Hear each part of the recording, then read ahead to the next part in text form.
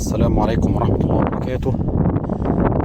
ده صنف المجدول مزروع بالظبط 22/5، يعني من 20 ل 22/5/2024، يعني النهاردة تقريبا سنتين إلا شهر مثلا.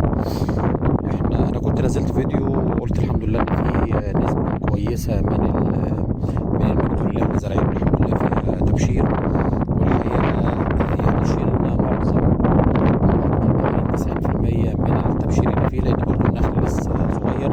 سيبنا بس كام صباطه كده في كل نخله للتجربه.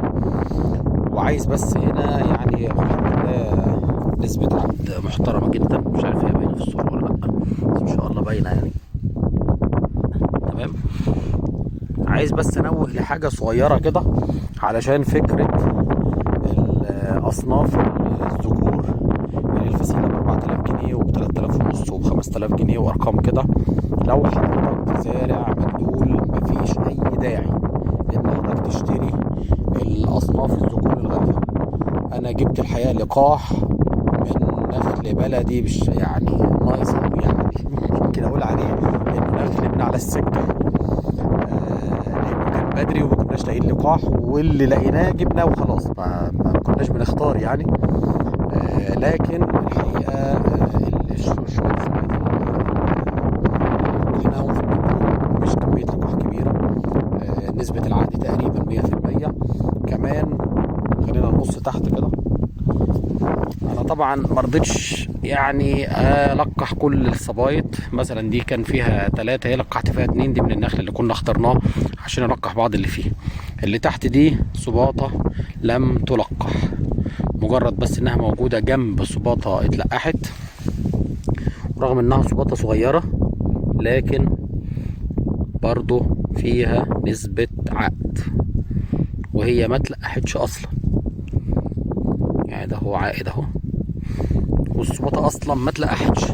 فعشان كده بقول لحضرتك لو انت زارع صعيدي، زارع مجهول، زارع اصناف مصر المحليه زي الزغلول والحياني والسماني، مفيش اي داعي انه حضرتك تجيب لقاح او تجيب فسايل ذكور غاليه. مهم جدا مهم جدا يكون في مزرعه حضرتك مزروع ذكور، عشان احنا السنين اللي جايه هنلاقي ازمه، هيبقى عندنا ازمه في اللقاح. وليكن مثلا لكل فدان او لكل 20 نخله منتجه حضرتك بيبقى عندك ذكر واحد ليهم.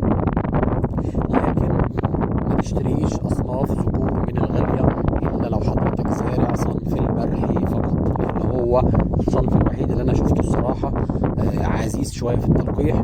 انما المجدول ما شاء الله يعني نخله خصوبتها عاليه جدا، نخله عمرها سنتين، نسبه العائد تقريبا 100%. طبعا انا ما اقدرش احكم السنه دي لانه عدد الصبيط برضو المتلقحه يعني حاجات كده، يعني ايه، عدد بسيط جدا.